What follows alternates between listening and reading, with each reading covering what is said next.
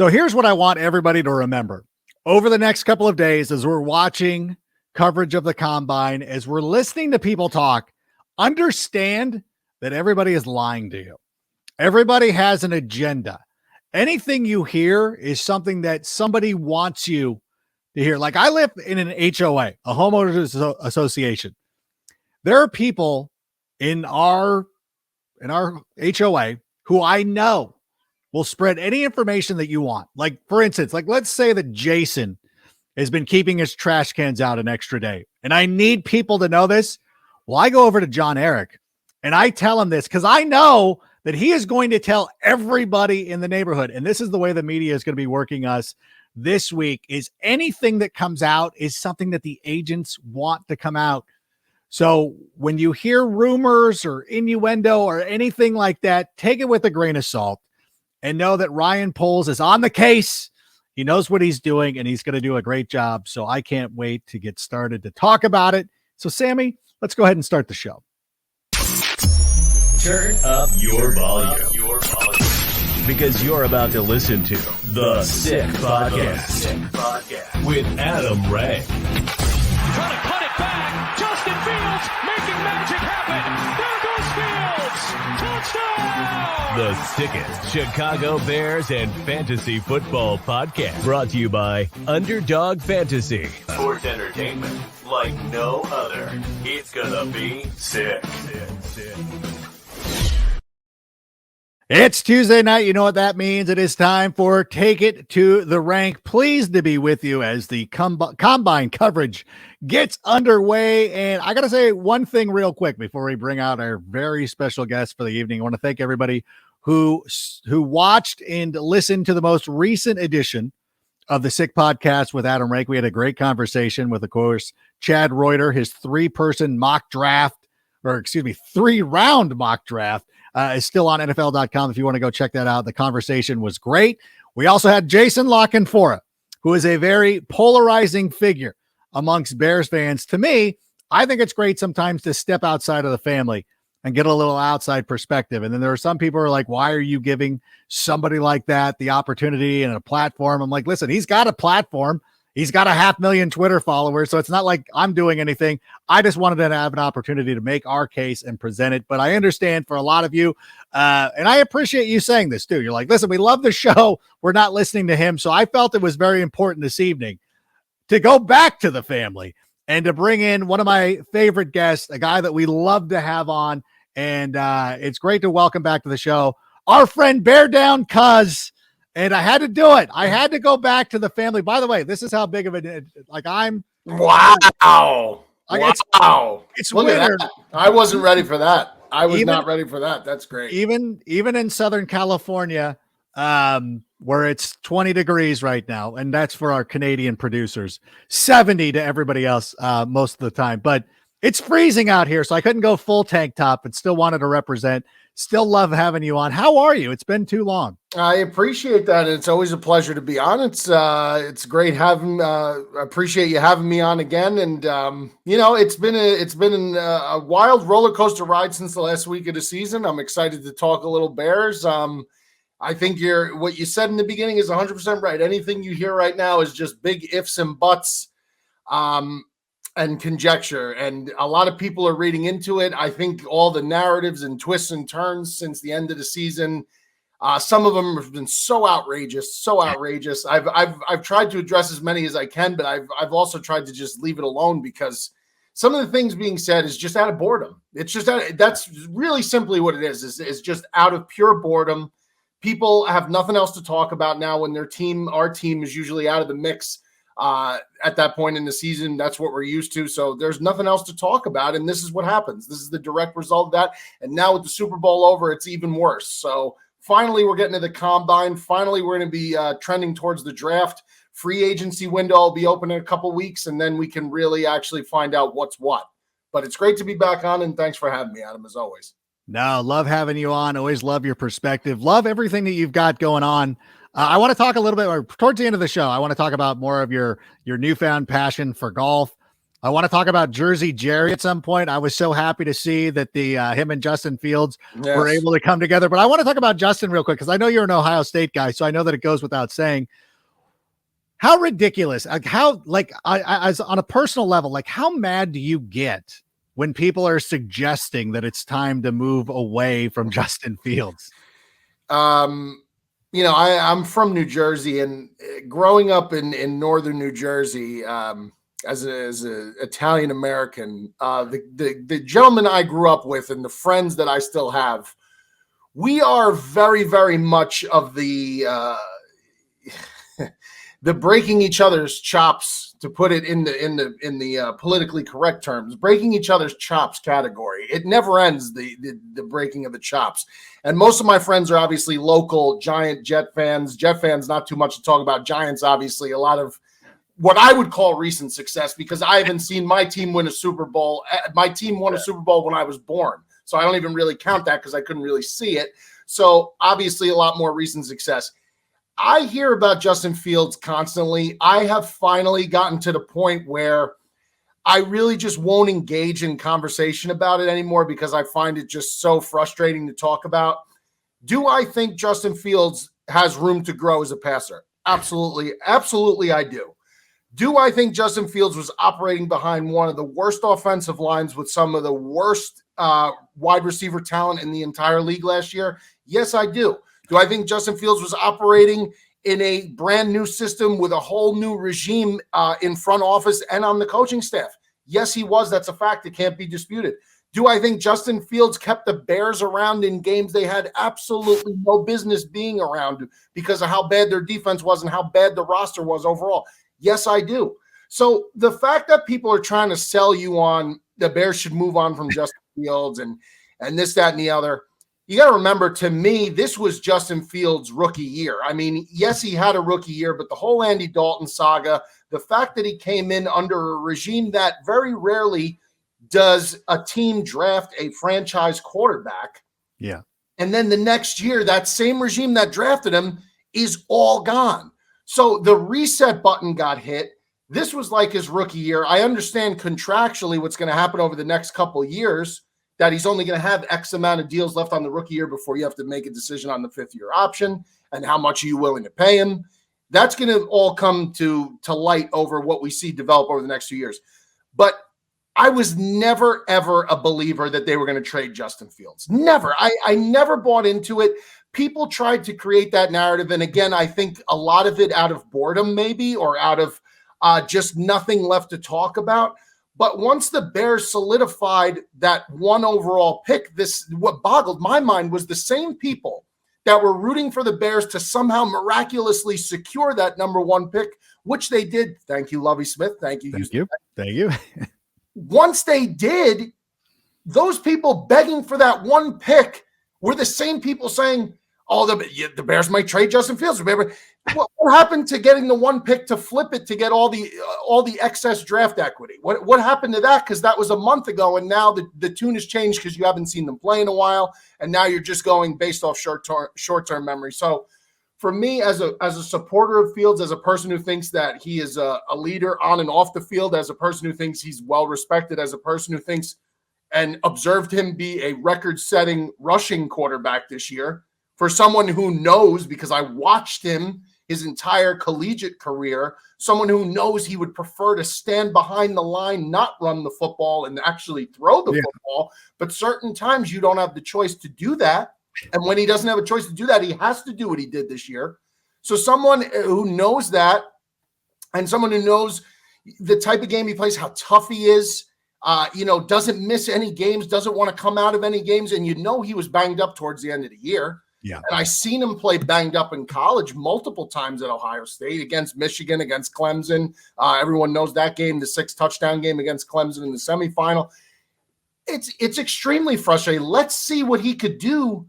How about let's see what he could do when the coaching staff is there for more than 1 year? How about let's see what he could do with a legitimate wide receiver one? How about we see what he could do with a legitimate offensive line in front of him? Not with the 2022 Bears that have the number one overall draft pick because they were so bad. I want to see him, in a better situation, and hopefully with all the money and the equity we have in the draft this year, that'll be the situation he's in. A little bit better this season. I'm not expecting a Super Bowl run. I'm not. Right. But I am expecting, obviously, I think he is going to have to prove a lot of people wrong this season. He's going to have to. And hopefully they could put the supporting cast around him that'll at least allow him to be more competitive in games and not have to do everything himself with his legs. And we'll see what happens then. But to answer your question, extremely frustrating, but I've really learned how to really like deal with it and not speak about it as much. But when I come on something like this, obviously with you, Adam, I could let it fly because this is what we're doing. This is what we're talking about. We're talking Bears football. We're talking Justin Fields. Justin Fields is the face of this franchise right now, in my opinion, my estimation. They're going to build around him as they should, It feels like somebody who's not quite completed therapy, to where like a lot of times you can keep your composure, but then finally you can snap and let it go. I feel like you've been holding that back for quite some time, and I'm here for it. Like I want to listen to that because I feel the same way. Like I really fight myself. My natural instinct is kind of an instigator myself is to go and I want to battle every a-hole with 51 Twitter followers who's just talking nonsense. Like I'm getting better about just blocking them because I don't need to see them. And it's not like, and it's not a thing about like, I always love that people are like, oh, you're soft. Like if you like, why am I soft? Like, I don't want people, like if I was in public, if I'm sitting there eating, a slice of cheese pizza and some guy comes up to me and just starts berating me, I'm going to tell them to get lost. Like, get out of here. Like, I don't want to see you. I don't need to deal with it. Similarly, my social media experience should not be tethered to like people who have access just saying whatever they want. Like if you want to engage in a conversation, that's fine. Like you can tell when somebody's having a good faith conversation. Now, a lot of times I feel that people, they try to seem smarter than they are. And they're like, well, if you get a new quarterback, you get a 5-year window and you get this and you get that. And I'm like, I sort of understand this theory. Like there is some thought process behind that. Yeah. But where I would say that's incorrect is that you've already invested in this guy. We already have a sample size of him from the NFL level of him being a good quarterback, enough to the point that I want to see some more. And I think too, like if the Bears were in a situation similar to, let's say, the New York Giants, who have gone through this for more years with Daniel Jones, and even they have a huge question mark right now. Yep. And I will tell you this, like, I don't necessarily think that Daniel Jones is better than Justin Fields. I would obviously rather have Justin Fields. And so for me to have these conversations at this point of Justin's career is just wrong.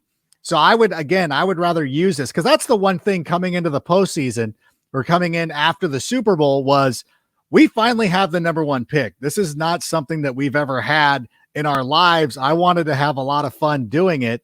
Yeah. Unfortunately, we've had to have these Justin Field conversations. I hope that they trade the pick tomorrow and then we can move on and be like, hey, we've already got our quarterback. We don't need to worry about it.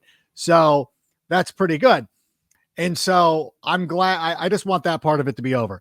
I do want to bring up, though, something, and I'm curious to get your thoughts on this. Now, obviously, Jason La Canfora was on the show last week, and he was like, hey, the Bears are a fraudulent franchise and all this stuff. And what does that mean? What does that mean, really, though? And Jason La Canfora, I've been following him for a long time. I'm not going to put Jason La Canfora down, but Jason La Canfora's predictions on Bears stuff has hit at a rate that is simply, it's unacceptable. If you're a gambler, it's not an acceptable winning rate if you're a gambler. And for me to have hit on more predictions, listen, I said they were going to trade Roquan Smith months before it happened. I'm sticking with the prediction that they're going to flip this 1 pick. I predicted the return on investment for Robert Quinn when they flipped Robert Quinn. So for Jason La Canfora has missed so much, and for him to miss that much and to actually be, paid to do that, and that's his job, is really, really mind-boggling to me at times. But yeah, Jason La Canfora, I watched it. I was actually glad you brought him on, though, and I heard what you said at the beginning. I think it is important that you have to have people with a difference of opinion just to hear them out and listen to exactly why it is they're saying what they're saying. But I didn't mean to jump on you there. But yes, La Canfora is definitely an interesting character. I'll put it that way. And he definitely does have like a cult following of Bears fans on Twitter solely to just attack him at all times. There's no doubt about that. He loves it. It is one of those things that, bringing it up to him, I'm like, and I've known him for a long time. So I'm like, hey, the Bears fans hate you. And he's like, do they really? I'm like, Jason, like, stop it. You know that they do. Like, I know that there's fan bases that don't like me. The Chiefs fan base hates me all of a sudden. I predicted the Chiefs would win 10 games.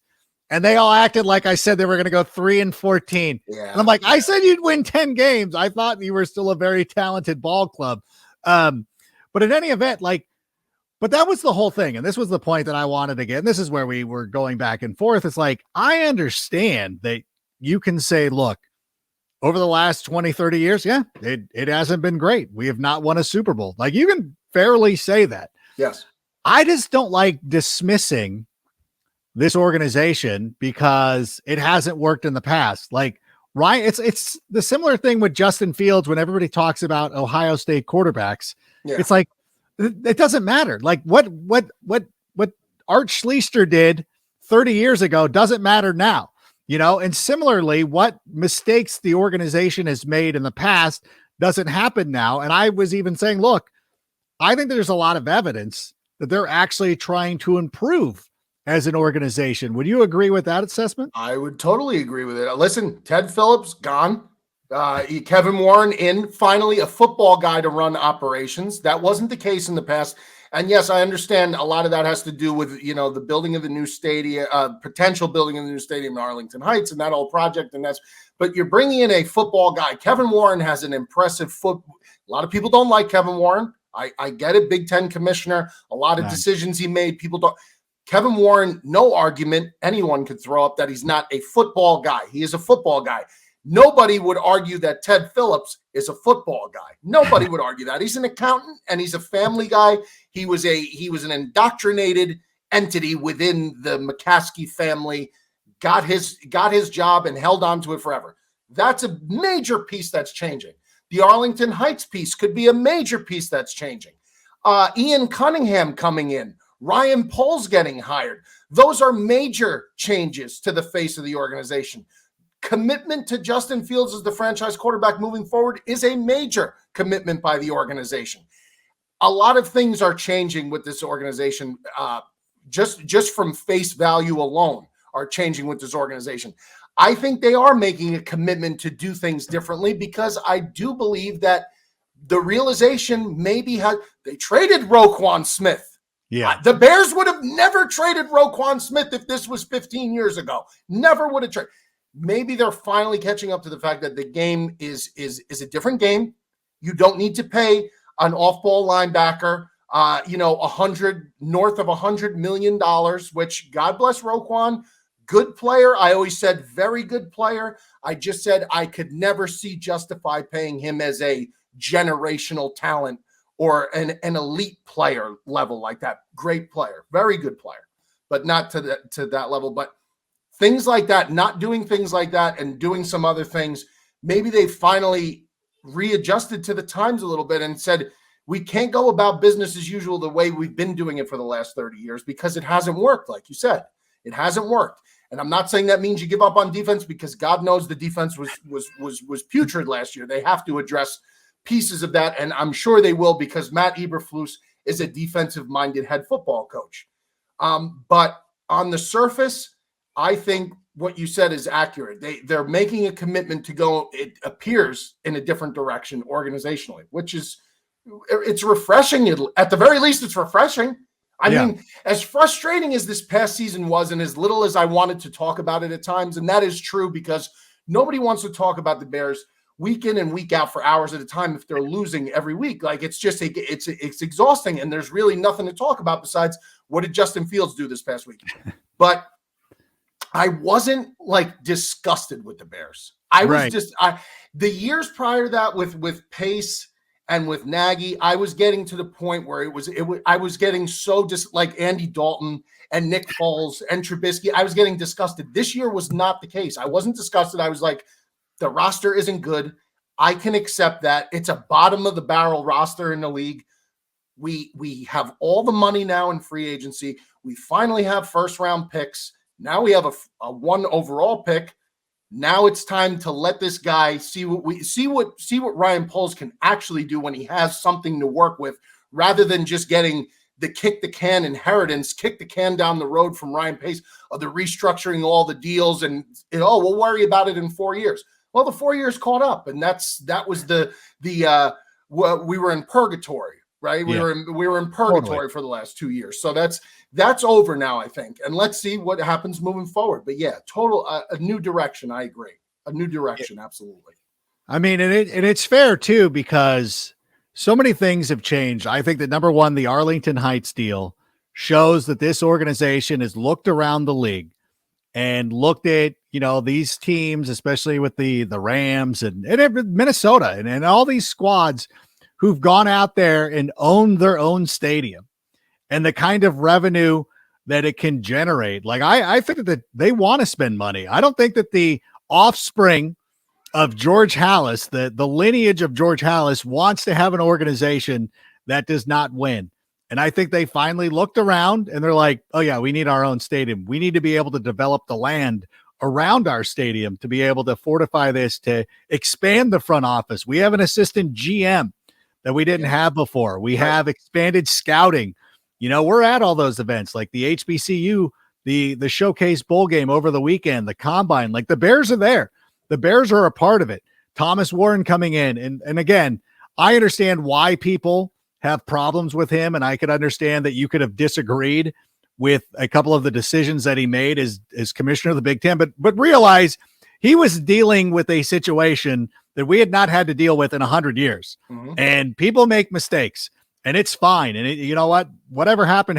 I still think that you cannot question him as a football mind, and also spend some time at US Bank Stadium, and you'll be like, I think this guy kind of knows what he's got going on. So I'm very encouraged. And that was one of the things that Jason was going on about, like, oh, so you're just encouraged by this, isn't it? I'm like, but what else? Like, it's not like Ryan Poles has been on the job for 5 years and we're still having these same conversations.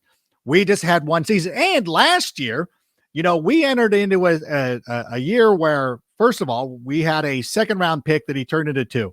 And you talk about still continuing to believe in defense. Well, his first 2 picks were defensive players. And they're both good players. And they're both good players. They're both good, but Gordon really, struggled first half of the year. Second half of the year came on. And I think Brisker is a future captain and a future leader of the team, period. I think he's a great player. Yes.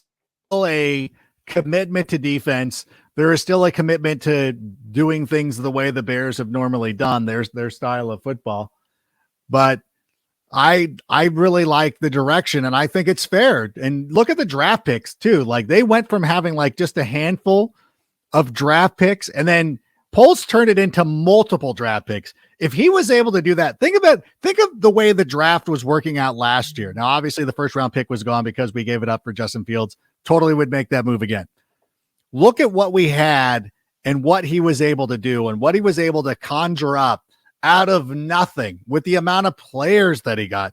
Now you look at him having the number 1 overall pick, and you don't think he's going to go out there and work his magic. Like, I have supreme confidence in that. I think he's going to do a great job of turning that number 1 pick into multiple draft capital. Yeah, I agree. And it's the move that he's got to make. I've been saying it since, the only reason I wanted to get the 1 pick, the thought of using the 1 pick to draft somebody literally never even came into my mind at any point. It never even entered my mind that we would consider using the 1 pick to draft somebody. I wanted the 1 pick strictly for leverage. I wanted leverage, the most leverage possible, the biggest heist you could pull off. Who's ever the highest bidder, come to the table and deal with Big Papa Poles, and let's see what what you're going to lay out there and how deep you're willing to reach into your pockets. That's what I thought from Jump Street, and now you hear just today, literally you hear today that the Bears are seriously considering trading the 1-1 pick. That's what Adam Schefter reported, and it's right. That's kind of the way we expected it that it should go. Will it be the Texans? Will it be the Colts? Will it be somebody even further down the trough that's gonna cough up? I don't know. It's gonna get expensive, but it's gonna be very, very interesting. I think over the next 72 hours, it could get interesting this week, let alone draft night. Do you think it'll be settled by then? I think it will be. I think they'll have moved the pick and flipped it before draft night. That's my opinion. I think there has to be an opening salvo. And whether that's dealing with the Texans, I think if you can strike a deal with the Texans, you try to do that as quickly as possible, because you did. Then number one, you've already solidified Justin Fields as our quarterback. We've moved that pick. When Chad was on the show last week, he said that an ideal situation is the Bears moving down to number 2, getting the first round pick of the Browns in 2024, and then also picking up a 3rd round pick this season, which a lot of people will look at because people have unrealistic expectations of us getting 2 and 12, it's just not going to happen. But just think about this. If we get the Browns pick next year and we get an extra 3rd this year, all because the Texans completed a 2-point conversion, I think that's worth it. Like, okay, we came out ahead of it. Now, let me ask you, let's say that we do. I think we both would agree. We want them, if they move with the Texans, that's fine. Would you like to see them move down further, perhaps at number 4 with the Indianapolis Colts? Yes, I would. I think in a perfect world, they move back twice, but they stay within the top 5. I think that's ultimate perfect case scenario. Move down to 2 and then move down again to 4. That to me would be perfect, because I think if you move down to 4, you still walk away with Jalen Carter or Will Anderson. And I think those are the 2 guys in this draft on the defensive side of the ball. There's some other good players, but I think those are the 2 guys that can make the most immediate impact for the Bears in that spot. So yes, I think if they could move back twice inside the top 5, not likely, but that would be dream scenario. And I know you said about the 2 and the 12 pick from the Texans, it's not going to happen. I don't disagree with you, but at the same time, every time I see these trades done for a quarterback, it's as if all the rules just get thrown out the window. All common sense goes out the window. Reasoning goes out the window. If a team buys into a guy, and we haven't seen Bryce Young throw yet, he's not going to throw at the combine. They said today he's going to throw it only his pro day. Only Stroud and Will Levis and Anthony Richardson are going to throw at the combine, not Young. If one of these teams absolutely falls in love with one of these guys and they must have him, they covet him. I don't know. They may, because there's so many smoke screens and back and forth between, well, if they're not going to do it, is the next highest bidder going to come and jump them with something even more astronomical to leapfrog Houston? So I know you said it's not likely, Adam, but I'm not ready to say that it's impossible. I'm not ready to say that, because I couldn't believe what the Niners did for Trey Lance. I couldn't believe it. I literally couldn't believe it. And that wasn't even the 1-1 pick. That was when 2 quarterbacks were already off the board. I just couldn't believe that. And especially for a guy with no pedigree, really. I mean, Trey Lance is all ceiling. Bryce Young's an established guy. CJ Stroud's an established guy at the highest blue ribbon programs in the country. So if one of these teams just covets one of these guys enough, could get so interesting. It really could. I don't want to take the dream from you, because I would certainly be delighted. I'm going to hold on to the dream. I'm going to hold on to it. I would be delighted to be incorrect on that one. And you know what? Jim Irsay has done a pretty good job of like throwing out enough stuff to perhaps make the Houston Texans really nervous. I know that, and I see that this is now the thing that upsets me the most too, is when you see somebody, I think it was Klein, who I forget who it was like, hey, there's a real possibility the Texans just don't take a quarterback this year, which I just do not believe is feasible. You cannot go through an NFL season. You're starting your program over from scratch. I think that the Texans, the Colts, and the Panthers absolutely all have to take quarterbacks. The wild cards are the Raiders, the Panthers, and the Titans. 3 teams that could take quarterbacks, could go a veteran route. They might think that they're competitive enough to just go after one of the veteran quarterbacks are available, but it would also behoove them to do it. And I'm of the mind, like you were just talking about with Trey Lance, I think this is going to be one of those drafts where 3 quarterbacks go right off the top. I think that Bryce Young's going to go number 1. I think somebody's going to take that number 2 spot and go after like Will Levis. And then the crazy thing is I see like a possibility that CJ Stroud could end up playing the Justin Fields role, where somebody then just takes Tony Richardson, like some crazy team trades up with the Cardinals. I don't know who it is, but some wild card like the Falcons or somebody like that. Who's a dumb franchise? We're Bears fans. We shouldn't be throwing around. Right. It's tough. We got to have a little. I mean, as much as I love Ryan Poles and everything he's doing, I should not be so damning of other organizations, but somebody moving up for Tony Richardson and being like, oh my God, and CJ Stroud's still available. And if we're there at 4 and like Carolina or somebody is like, we'll do it. You're like, because I don't hate the idea of moving down again. If we got like, if some team, because you think about that pick with Trey Lance, the reason the 49ers the reason the Dolphins got so much was because teams had to come from a long way to get, like Houston has a little bit of, Houston's going from 2 to 1. Yep. So we're really not missing out on anybody. We're not taking Bryce Young. So if we had to move down to 2 to 1, and that's the only move that we made, we still get Carter or we still get Will Anderson, and that's fine. And so we can't necessarily expect too much. But if we were sitting at 2 or 4 and one of these teams like the Titans jumped up from 11, we're getting so many picks from them. Like we're getting picks for days.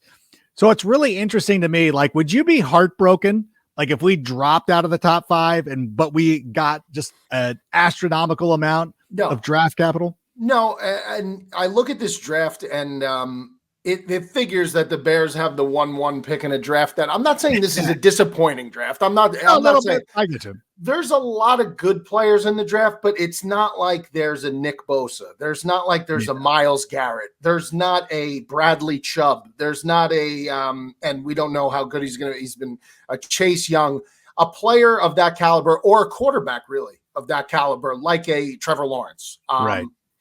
It's not there this year. And, I wouldn't be heartbroken if they came out of the top 5 because I do think the return would be so astronomical, obviously, for them to move back that far.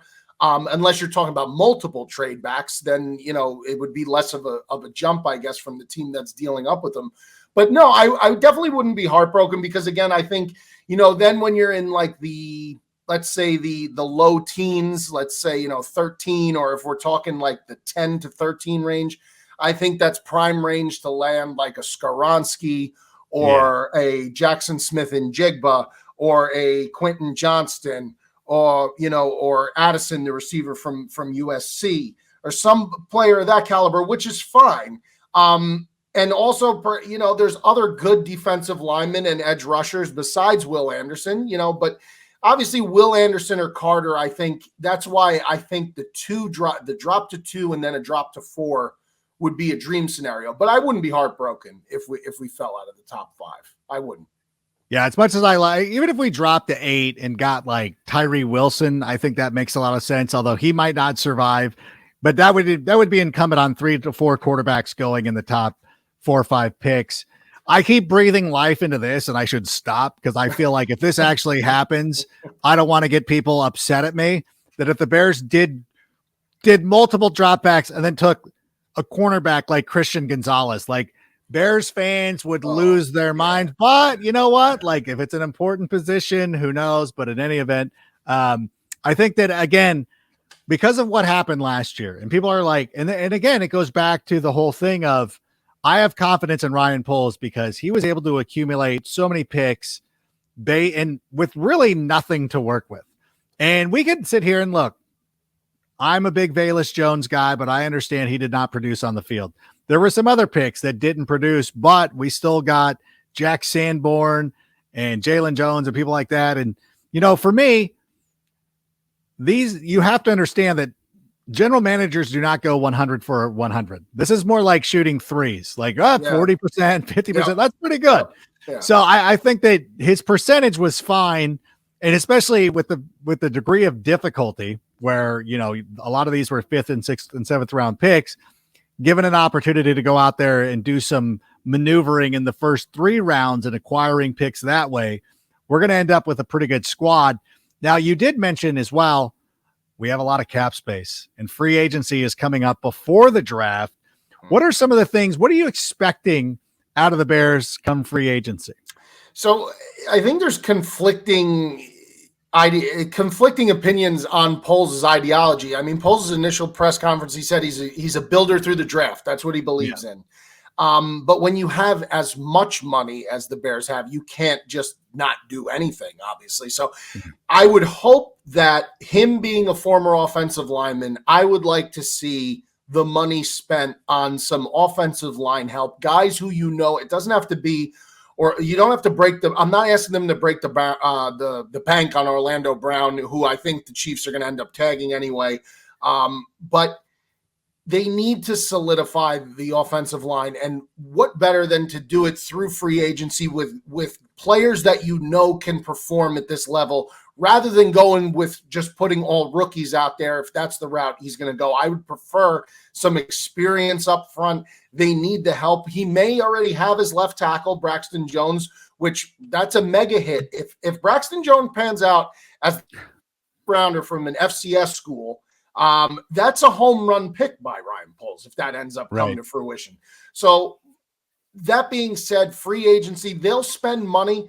I don't know if they're going to do anything crazy. And by the way, Bears luck again, all this money in free agency, the wide receiver market is terrible. And it's not the greatest free agency class either, to be honest. But I do think there's talent out there, offensive line, that they could bring in to help. There's some good defensive players out there too. I just don't know if they're going to break the bank on, let's say, they need interior tackles bad. I don't know if they're going to do it for a Hargrave, right? He's 30 years old. He's a great player. Philly's losing. Philly could lose, honestly, half of their starting defense to free agency. They have so many pending free agents on defense. But yeah, I think the Bears need to look to the trenches early and start that work in the trenches as soon as free agency opens, address the trenches. And then in the draft, go for your little fancy, your fancy pieces like your Carter. And I'd say a fancy piece, but he's such a unique piece in the interior. He is fancy. Will Anderson, or your receivers or your skill guys. But in terms of the trenches, that work has to be addressed immediately. But I really feel like it will be, because like I said, he is an offensive lineman. He's a former offensive lineman. I think he knows it. And the Bears just got so beat up on both sides of the trenches last year. Not just offensive line. Defensive line was just as bad, if not worse. So, I mean, that's got to be addressed. That's where I hope they look first in free agency. Yeah. The thing with Braxton Jones being this athletic freak at left tackle who can do a lot of different things, I really do believe that they love him there. And that would kind of rule out Orlando Brown. That's why he didn't want to stay with the Baltimore Ravens, because he didn't want to switch to the right side. I understand he wants to get paid, but ultimately I think he still wants to play left tackle, and that's fine. The Eagles have a guard. His name's Isaac. I forget his name. Isaac Samola. Yeah. Sorry. Samiola. Yes.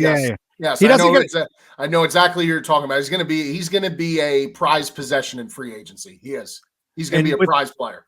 And with Ian Cunningham coming from the Eagles, that seems to me like one of those moves that the Bears could quickly pounce on once the free agency window opens. I think they probably make a bid for him.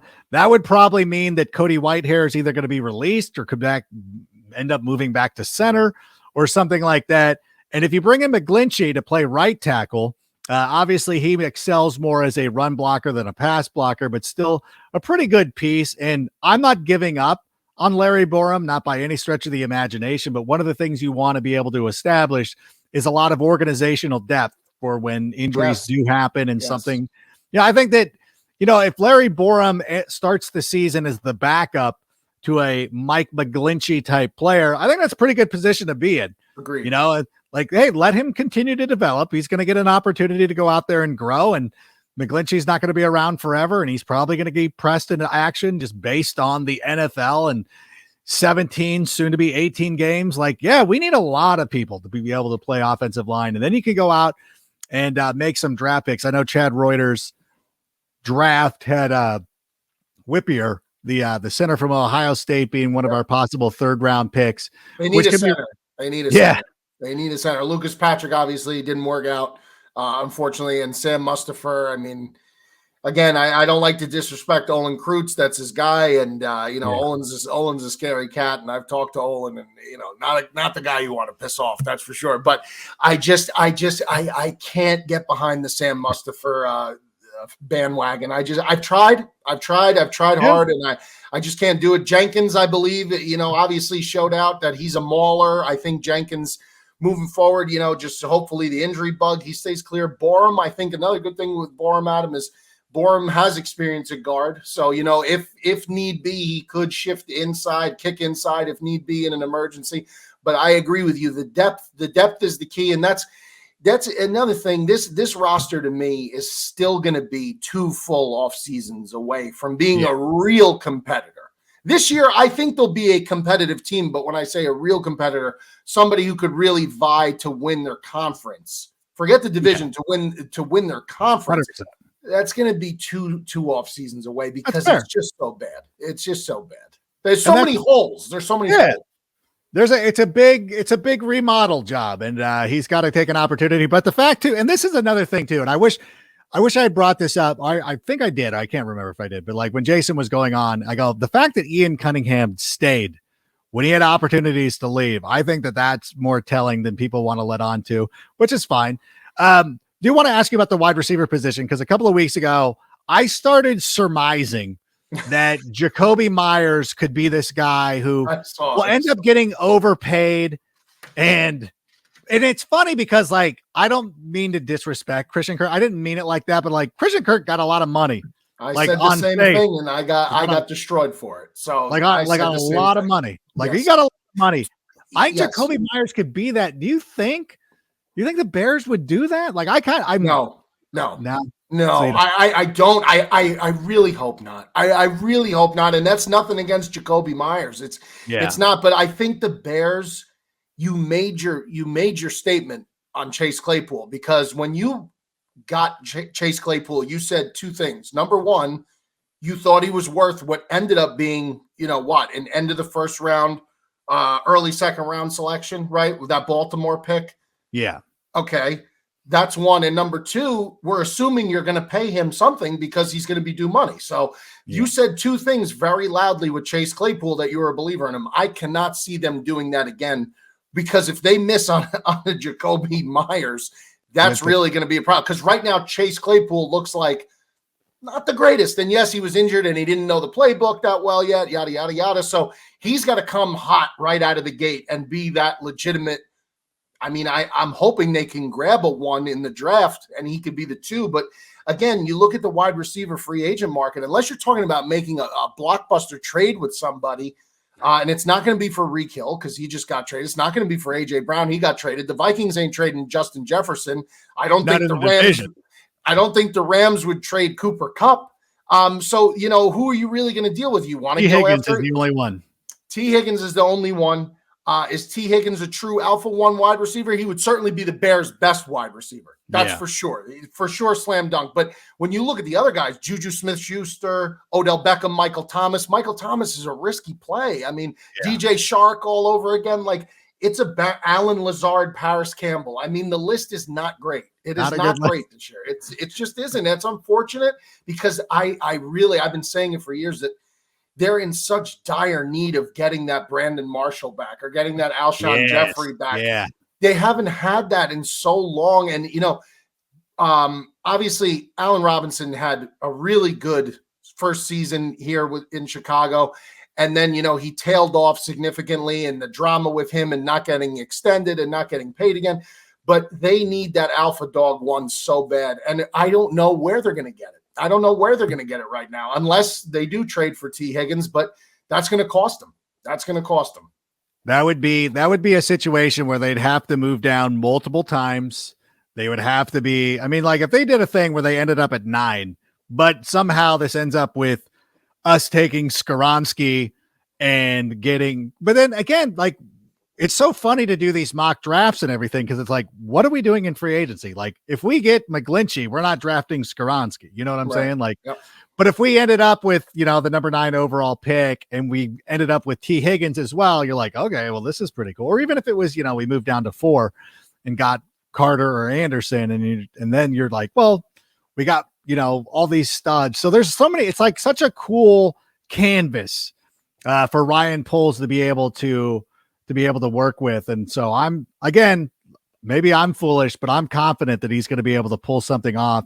And the first move is not going to be, it's not going to be what you think it's going to be. We're not going to sign and trade Daron Payne, but if we bring in the guard from Philadelphia or something like that, I think it is probably going to help us a lot more than one of the big splashy plays.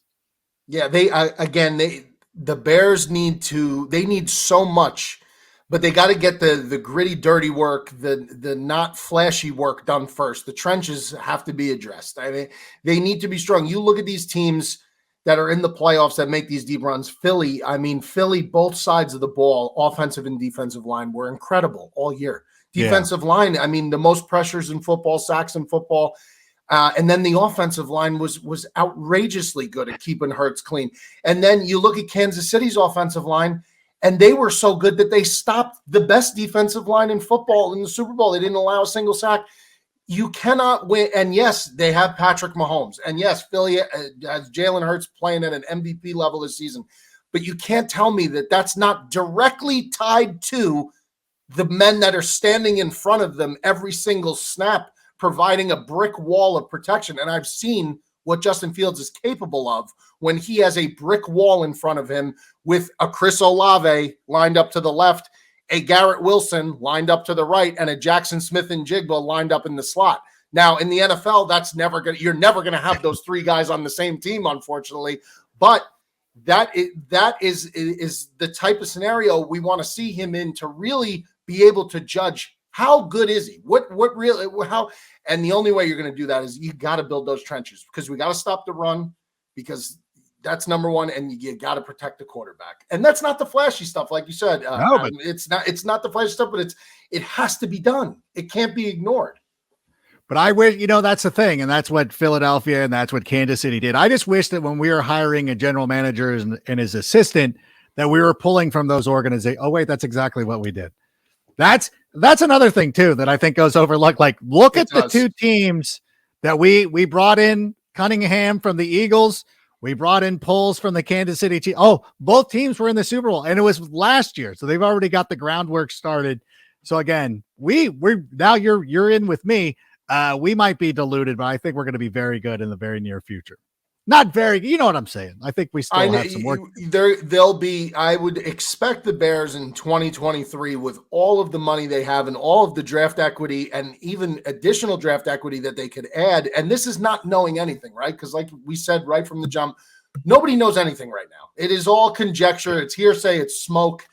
But I would expect the 2023-24 Bears to be a competitive team, certainly in the division, a competitive team. Like the Lions this year. Like that's probably a very accurate and fair expectation. I think that's a fair and accurate expectation. And the quarterback situation in the NFC North, listen, the quarterback situation in the NFC period isn't great. In the NFC North, who knows what the darkness retreat man's going to do? Nobody knows. Nobody knows what he's doing. He's still, dug out in a foxhole doing mushrooms somewhere. And then, Kirk Cousins, even when they're good, they're not good. They were so good this year, and they were not good at all. So I'm not worried about that. And then Jared Goff, we'll see. He had a nice bounce back year. But Jared Goff, again, you get him outside the dome. It's cold weather. It's a little, I don't know. He did okay against the Jets, but that was fine. But most of the time he's an indoor cat for sure. Yes, but that's what I'm saying. Like, this division, they can be competitive. I believe they can be competitive in this year. I don't think any of those teams are. You're not dealing with the San Francisco 49ers. You're not dealing with the Philadelphia Eagles. You're not even dealing, I don't think, really with like the Dallas Cowboys. Yeah. So, to me, it's like they have a chance to be competitive pretty quickly. I'm not going to say it's the NFC South, but I think that it's not as strong as it could be, to the point where the Bears are going to be as bad as they were again this year. They'll be competitive, I think. They'll win divisional games this year. Maybe that's the best way to put it. I think they'll win some divisional games this year. They were competitive last year. It just wasn't resulting in victories. It might have been for you. I mean, if you had Justin Fields on your fantasy team, it might have worked out. And speaking of which, Underdog Fantasy is the best way to play fantasy sports. And I know that the season's over and people are like, well, fantasy's over. What do I care? No. Fantasy is going right now. There's going to be a lot of great contests on Underdog revolving around the NFL draft. The Arnold Palmer Invitational is this week, and I love golf. I will put the LA Open, my team was fire. I had Rahm. Rahm's great. Max Homa's great. Rory was pretty good. I had Tigala. That's how good my team was. I will post my team this week, and so you can go to Underdog Fantasy. Go to UnderdogFantasy.com or download the app, and you can get into golf. It's a lot of fun. So the season's not over. And if you go in right now, if you're a first-time user, use the promo code SICK, and Underdog will match your initial deposit up to $100 to get started. So go to our friends at UnderdogFantasy.com. You're starting to play a little golf. How are you enjoying it so far? So I'm still waiting on the majority of my clubs. We're talking infancy stages here of my golf game. We've just been doing some indoor putting right now. I have a great tutor, one of my buddies who I record the Brilliantly Dumb Show podcast with my buddy Bob and my buddy Joe, and they're big time avid golfers. And then our friend, the Fat Perez, who's a legitimate scratch golfer. This guy is unbelievable at golf. He literally sat on the phone with me one night and built all my clubs from the ground up. And we were online, and he just built everything for me from the ground up. He obviously knows, I'm 6'7", so he knew you're a tall guy. This is going to be interesting, right? So he knew what to do, build, and everything like that. I'm excited to get out there, though. I really am.